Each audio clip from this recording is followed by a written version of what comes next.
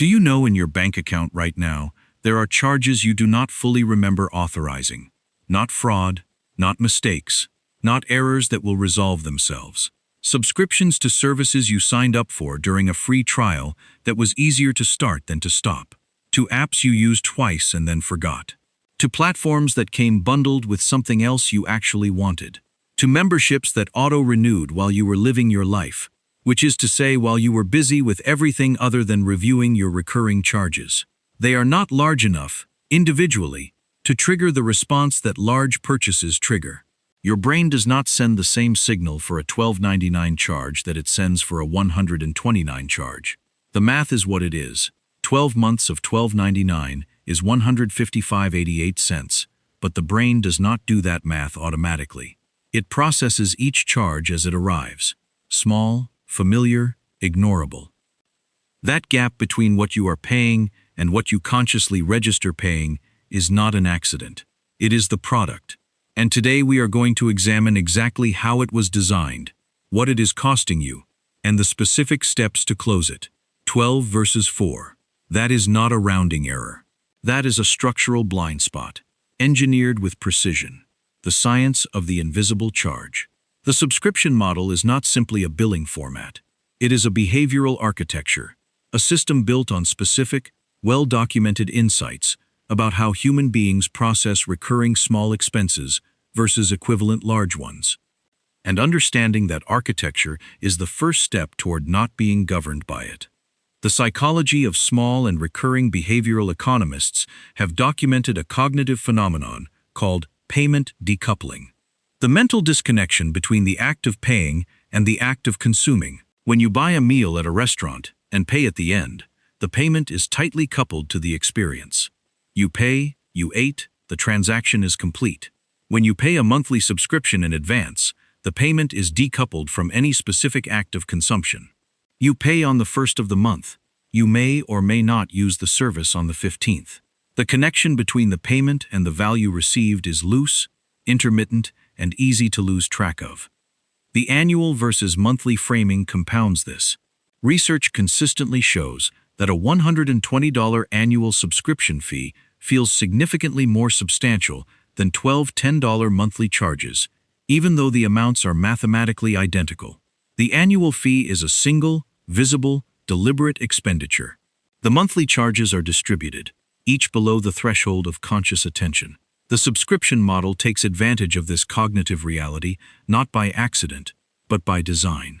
The industry's internal analytics teams know the cancellation data for monthly versus annual billing. They know which framing produces higher retention. They choose accordingly. The free trial architecture. The free trial is perhaps the most precisely engineered conversion mechanism in modern commerce. It appears to be a gesture of generosity. Try it for free, no obligation. What it actually is, in most implementations, is an opt-out system disguised as an opt-in one. Here is the architecture. You sign up for the free trial. Your payment details are required at the point of sign-up, not at the end of the trial, but at the beginning. The trial begins. You may use the service frequently at first, while the novelty is high. Usage declines as novelty fades. The trial end date is not prominently communicated. The initial email is buried, the reminder is easy to miss or is deliberately absent. The trial ends. The charge appears. You are now a paying subscriber. This is not speculation. A 2022 study by subscription management platform Truebill found that 53% of consumers who sign up for a free trial forget to cancel before the trial ends and are converted to paying subscribers. The industry's conversion rate from trial to paid is built substantially on that 53%, not on consumers who evaluated the product and decided it was worth paying for, but on consumers who forgot. The deliberate obscuring of the trial end date is the mechanism. Some companies make the cancellation process difficult enough that the effort cost of canceling exceeds the perceived cost of the charge, particularly for charges below $10 per month. The math the consumer is implicitly doing is the hassle of canceling this worth $10? And for a significant portion of consumers, the answer, in the moment, is no. The subscription continues. The cancellation friction design. If the free trial is the entry mechanism and the auto-renewal is the default, the cancellation friction is the retention reinforcer, and it is not subtle. Cancellation processes are, in many cases, deliberately designed to maximize the effort cost of leaving. The cancel button is not on the account homepage, it is 3 menus deep. The cancellation flow requires you to speak with a retention specialist who will offer you a discount you did not know existed. The process requires confirmation of cancellation by email, then confirmation that you received the first confirmation, then a final confirmation window in the app. Each step is a designed attrition point. The consumer who was mildly motivated to cancel, faced with sufficient friction, decides the subscription is not worth the effort to remove.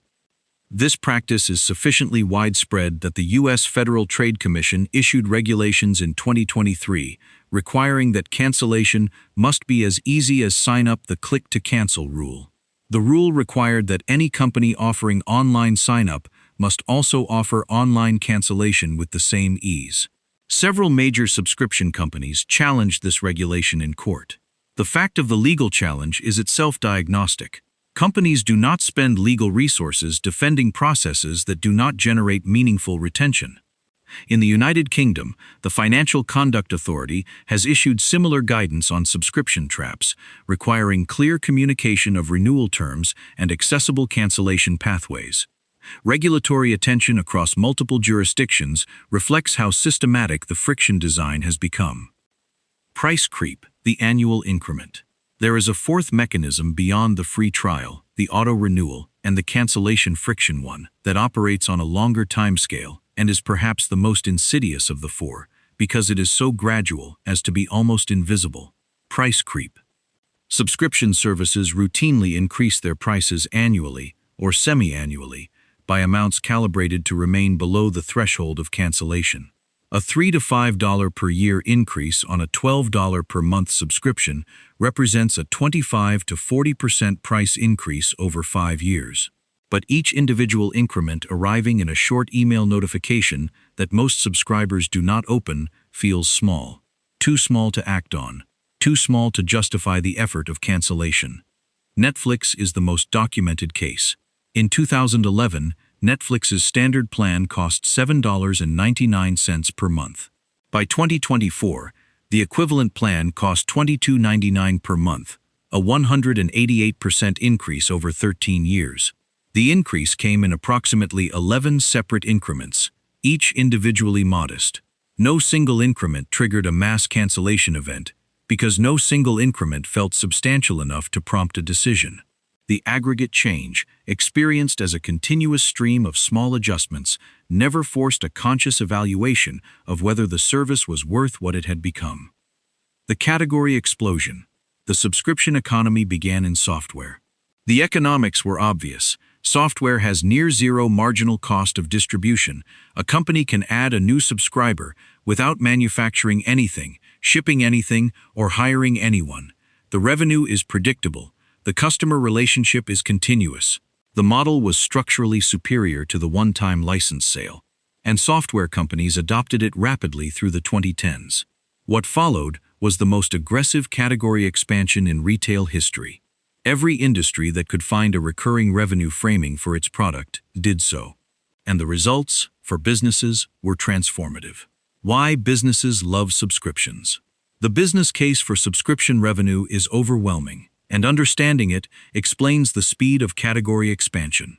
Predictability is the first advantage.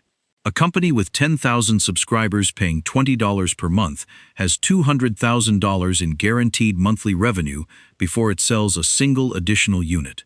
That predictability allows for confident operational planning, confident hiring, confident investment. Transactional businesses live and die on variable monthly sales figures. Subscription businesses have a floor.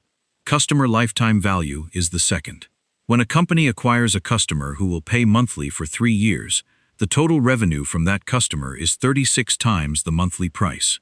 This calculation justifies spending significantly more to acquire the customer in the first place, which is why subscription companies often spend more on customer acquisition than the first year of subscription revenue generates. They are buying the lifetime value, not the first payment. This fuels aggressive marketing, loss leader free trials, and referral bonuses that would make no sense in a transactional model. Valuation multipliers are the third. Financial markets value subscription revenue at significantly higher multiples than transactional revenue because of its predictability and recurrence. A software company generating $100 million in annual recurring subscription revenue is valued at many times a manufacturing company generating $100 million in annual transactional sales. The subscription model is not just a revenue strategy, it is a company valuation strategy. The physical world catches up.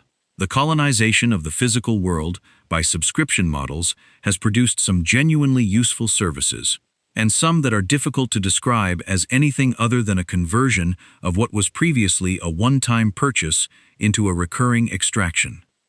Car wash memberships are the canonical physical world example. A car wash that previously charged $8 per visit now offers a $30 per month membership. The consumer who visits 4 or more times per month benefits.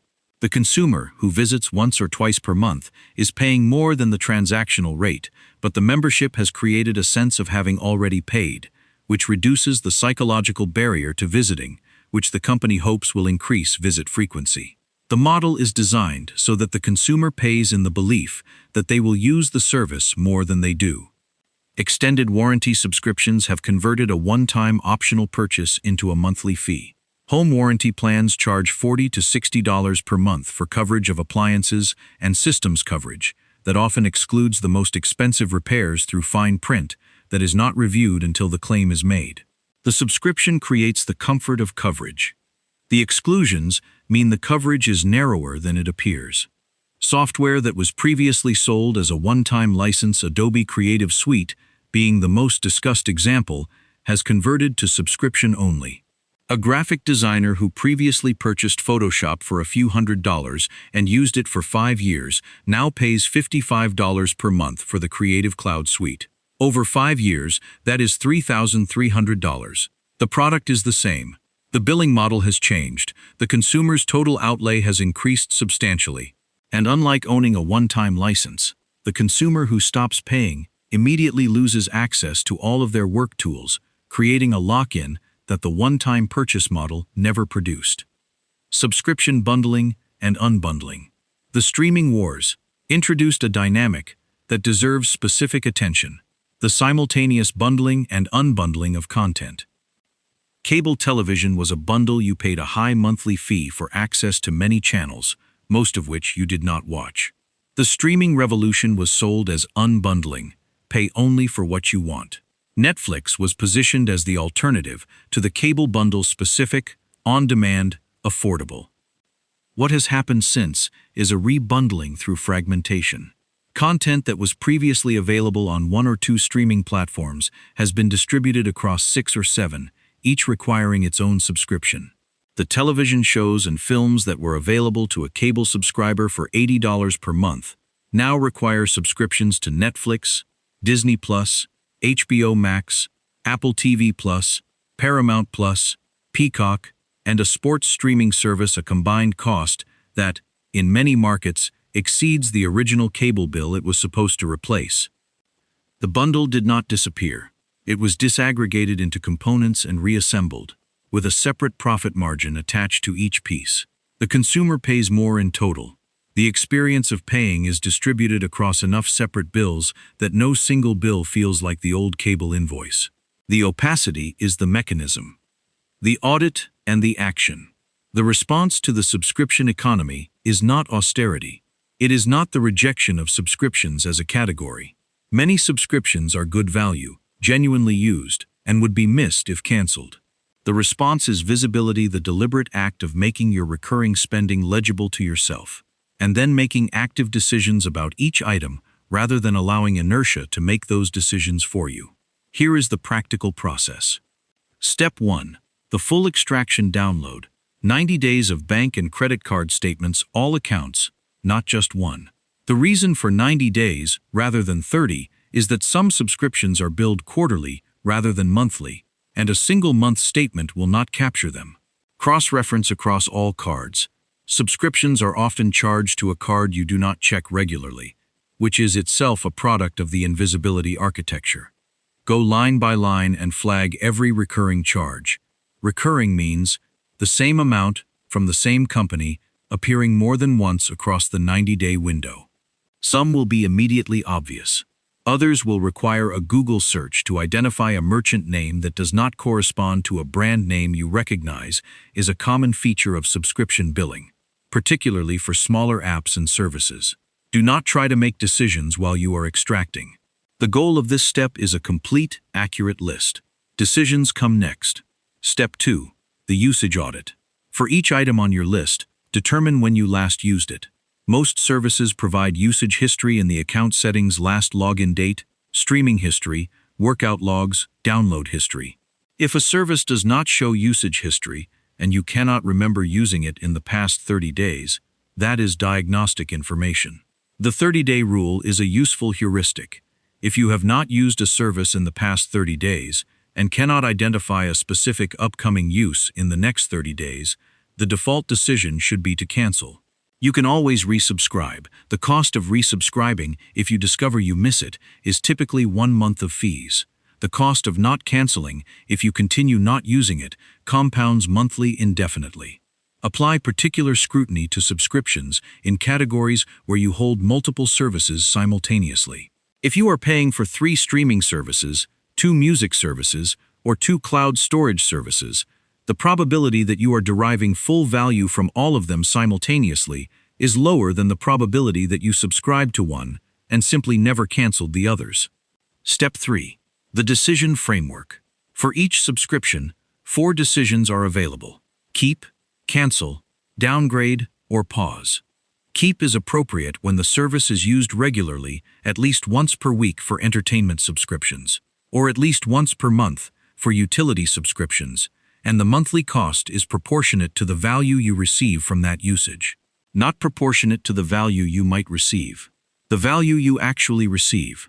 Cancel is appropriate when the usage test fails, when you cannot identify recent use, when you cannot articulate what you would miss if the service were gone tomorrow. Execute the cancellation immediately during the audit session, not later. Later is where subscriptions go to continue charging you. If the cancellation process is difficult, use the notes column to document the steps and complete it that same day. Do not leave the audit with unresolved cancellations on the list. Downgrade is appropriate when you use the service, but are paying for a tier whose features you do not use. Many subscriptions offer a lower tier, sometimes with advertising, sometimes with reduced features, that serves your actual usage pattern at significantly lower cost. The premium tier is often marketed as the default. The standard tier is often adequate for most users' actual behavior. Pause is available for some services, and appropriate when usage is genuinely seasonal. A fitness app you use intensively in January and March, but not in summer, for example. Not all services offer pausing. When it is available and the usage pattern genuinely warrants it, it is preferable to cancel and resubscribe cycles that can result in losing grandfathered pricing. Step 4. The negotiation option. Before canceling a subscription you value but find overpriced, call or chat with the company's cancellation team. This step surprises most people who have not tried it. Subscription companies, particularly in competitive categories, routinely offer retention discounts to customers who initiate cancellation. The retention discount exists because the company's customer acquisition cost, what they spent to get you as a subscriber, is often higher than the discount they offer to keep you. Keeping an existing subscriber at 70% of the subscription price is more profitable than acquiring a new one. The discount is available. It is simply not offered proactively. It is offered reactively, to customers who demonstrate they are leaving. The conversation is brief. Initiate the cancellation flow. When the retention offer appears either in the automated flow or via a retention specialist, evaluate it against your actual usage. A 50% discount for 3 months on a service you use regularly is worth accepting. A discount on a service you do not use is not a saving. It is a reduced rate on ongoing waste. Step 5. The recurring calendar. The single audit session is valuable. The quarterly recurring audit is the system. Set a calendar reminder 4 times per year, spaced 3 months apart for a 30-minute subscription review. The first audit will take longer because the extraction is unfamiliar and the list is longer than expected. Subsequent audits are faster because the list is shorter, the format is familiar, and the decisions are more current. Between audit sessions, use a simple intervention for new subscriptions. Before signing up for any free trial or subscription, add a calendar reminder for 2 days before the trial ends. Not on the day it ends 2 days before, when you still have time to cancel, without being charged and without urgency. The 2-day buffer is the operational defense against the free trial conversion mechanism. Several subscription tracking applications exist: Truebill, now Rocket Money, Bobby, Subby, that connect to bank accounts and automatically identify recurring charges. These are useful as a visibility layer, though they introduce their own subscription fees, often free with a premium tier, and require bank account access permissions. They are a tool, not a substitute for the annual active decision process. The savings calculation research by Subscription Management Services consistently finds that the average consumer who conducts a full subscription audit cancels between 4 and 7 subscriptions in a single session. At an average of $12 per canceled subscription, the annual saving from a single audit session typically ranges from $500 to $1,000. That is not the total financial impact. That is the saving from 1 hour of structured attention applied once. The hour required to complete the audit at $500 to $1,000 in annual savings recovered represents one of the highest effective hourly returns available to most households outside of negotiating salary or refinancing debt. Redirected to a savings account, an index fund, or additional debt repayment, $500 per year compounds. Over 10 years at a 7% average annual return, $500 per year in recovered subscription spend becomes approximately $6,900. Not from any complex financial strategy, from looking at what you are paying and making active decisions about it.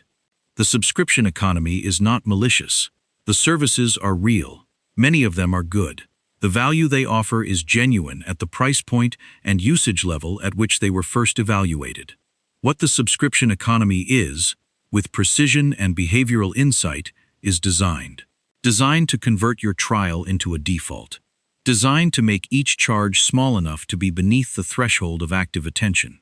Designed to make cancellation effortful enough that inertia prevails. Designed to increase pricing in increments small enough that no single increase prompts a decision. The design is sophisticated. The defense does not need to be. Visibility is the intervention. Not willpower. You cannot willpower your way to remembering 12 recurring charges and their exact renewal dates. Not deprivation. You are not being asked to cancel everything, only to actively decide what to keep. Just visibility. The act of looking at what is leaving your account each month with the same deliberate attention you would give a single significant purchase. The subscriptions are not the problem. The invisibility is. And invisibility is curable in about an hour 4 times a year. The most expensive money you spend is the money you spend without noticing. The subscriptions aren't the problem. The invisibility is. If you find this video helpful, kindly like, share, and subscribe to this channel for more. Thank you.